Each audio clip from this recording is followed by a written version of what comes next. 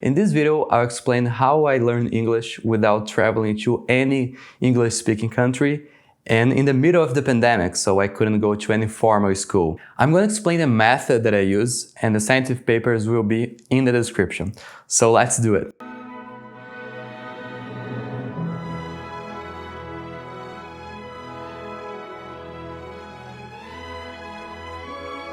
What's up guys, my name is Vinicius and today's video will be a little bit different.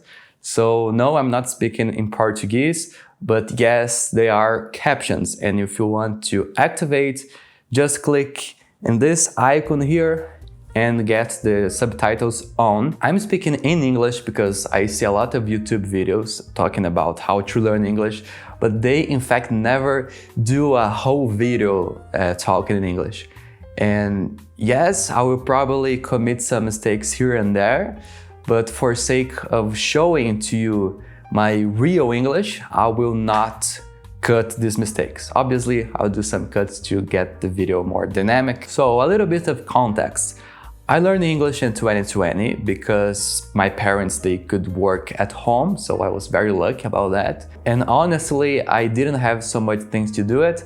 So why not learn a new language? So I started in the beginning of 2020, and like in the middle, I could watch some YouTube videos without subtitles, and I started to read books in English. In December, I was doing a Zoom call with an English professor of mine called Beto, and what was an amazing experience. It was the first time that I really talked with someone that knows the new English for I think 1 hour or so. So in 1 year, I had all this progress. And in 2021, we continued to do these meetings. Actually, we continue to do up to this day.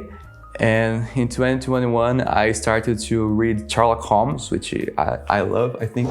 Yes, it is here. So I bought this box of Sherlock Holmes books, and seriously, it is amazing how Sir Arthur Conan Doyle wrote this stuff. And even though it's from the 19th century, I really like these books. And they have a more British accent, which is not hard. If you ask me, it's very beautiful.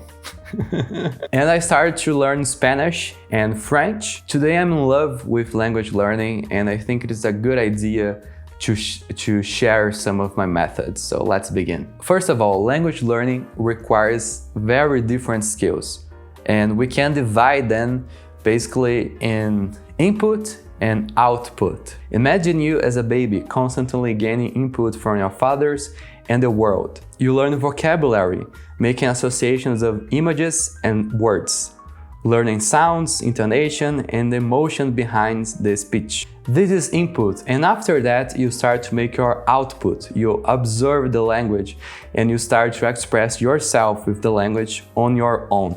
In the beginning you don't speak much, but you understand a lot of things.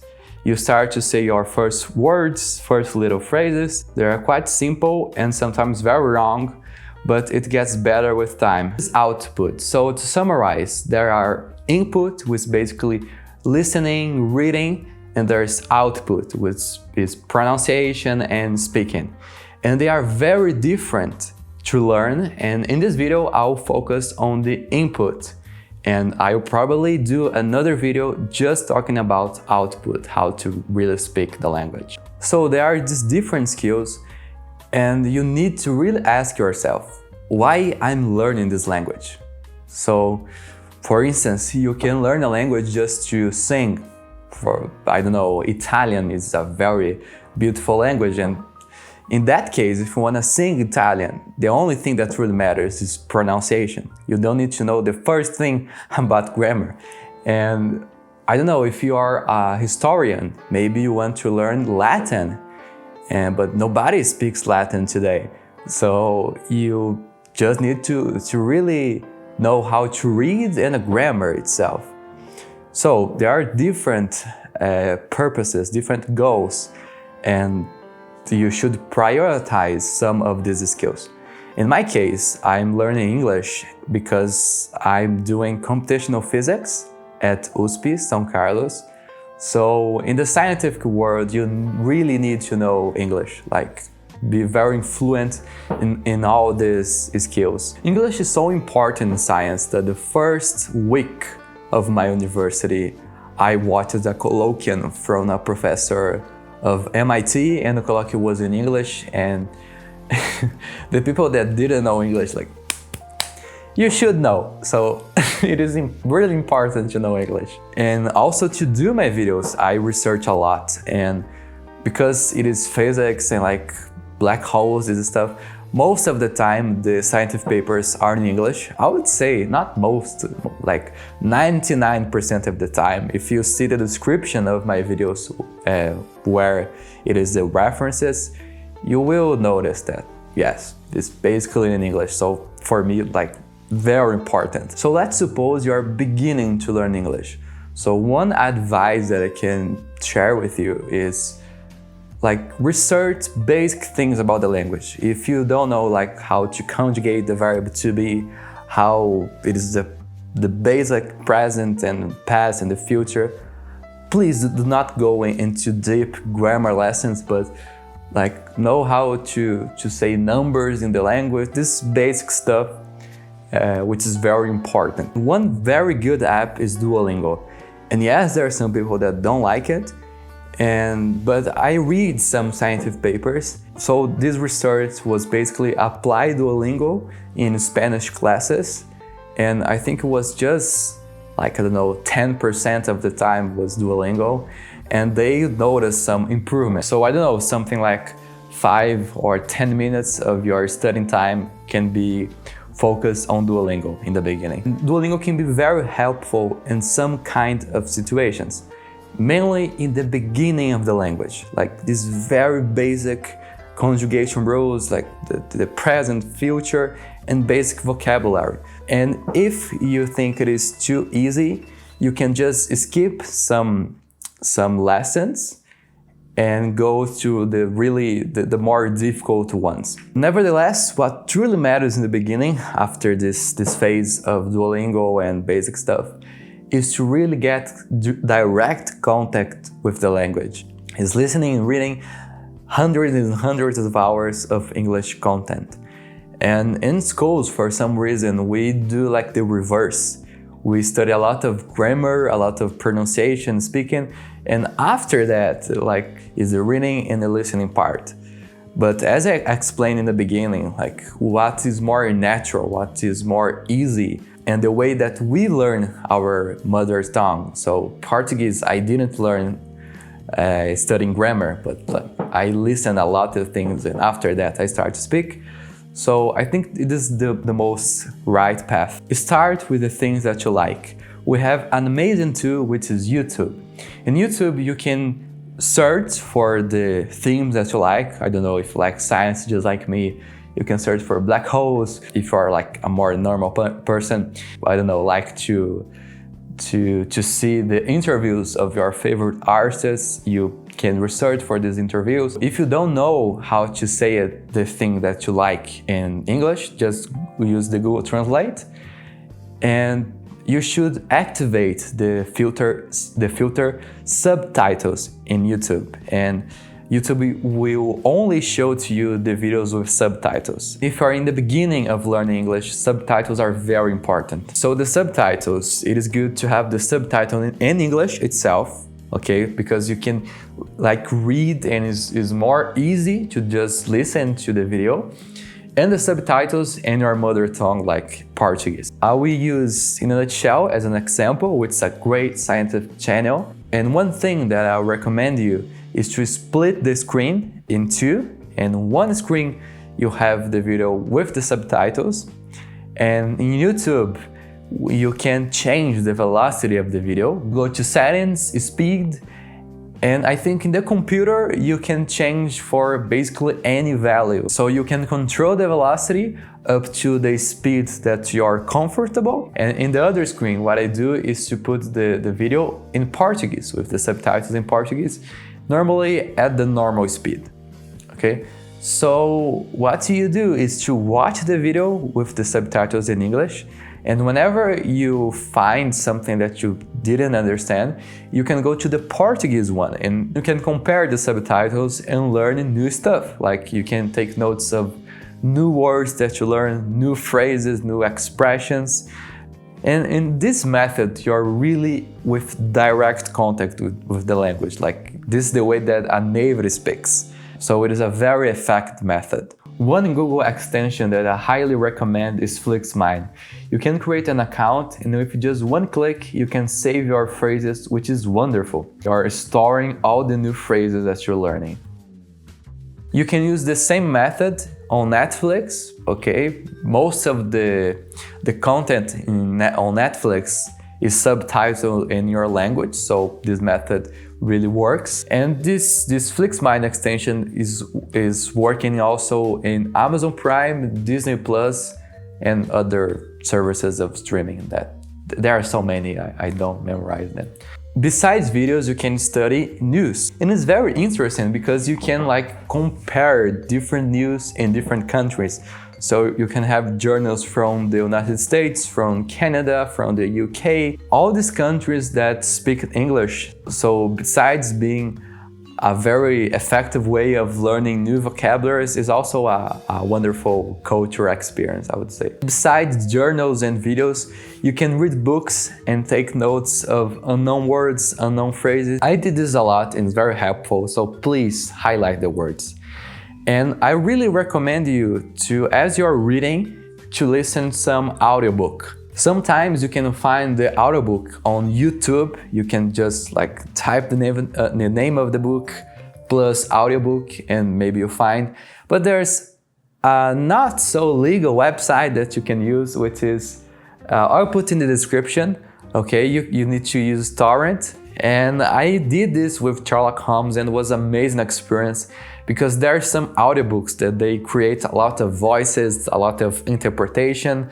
They use some sounds. In the case of Sherlock Holmes was violin. Sherlock Holmes, o cão dos Baskerville. And you can challenge yourself to just listen to the audiobook, not reading. Like, I like to do that when like I'm taking a walk or like watching the dishes, doing something that I don't need really to pay attention to. You're practicing a lot of listening because you have no reference. This is an advanced tip, but it works a lot. This technique works better with ebooks. Like if you have a Kindle, you can highlight the phrases and they are all stored in one place. And you can access all these phrases, you can copy, paste, whatever you want. You just need to enter this Amazon link that I put on the description. And there's other link that you can convert all these highlights into plain text and you can copy and paste. So I taught you how to find a lot of new phrases, new words, and I've been doing that because it's really important. Like, one main part of language learning is memorizing words, memorizing phrases. To give you an example, how many words do you think a fluent speaker of English knows? I couldn't find exact figures because it really depends on your age, depends of how many books have you read, but the average, I would say, it is close to 10,000 of words. Okay, so we are not talking about 1,000.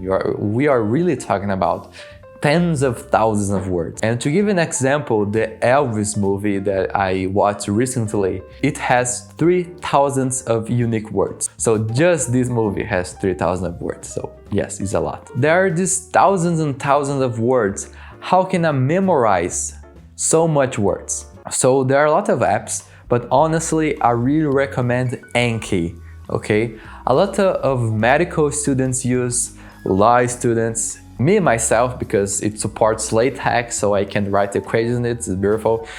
But a huge part of the language learning community uses Anki. Anki is basically a flashcard app that uses spaced repetition. So it is better show to you how it works than speaking, so let's see it. So this is the Anki interface, which you can download on your computer or smartphone. I highly recommend you create an Anki account so you can sync your decks on your devices. This is my French deck. The idea is the same as in English deck. I have a phrase with an audio and I highlighted one word. This word is a new word that I intend to learn. This is a flashcard, so this is the front. I see this and I try to remember what these words means. I press enter, Effroyable. then it shows me the answer. And at the bottom, I select if I get it wrong, if it was hard, normal, or easy. Now it's the next deck and so on. Each day I have new cards to review. So after you memorize a word and you have not seen this word again, the tendency is that you're gonna forget. And this is supported by scientific data. One very simple model, but very powerful, is the forgetting curve, which is basically the percentage of content that you remember versus time. And you are considering that you memorize this content just one time, not seeing this again, okay? So the percentage of things that you remember, it decays exponentially. So you forget things very quickly, actually exponentially quickly.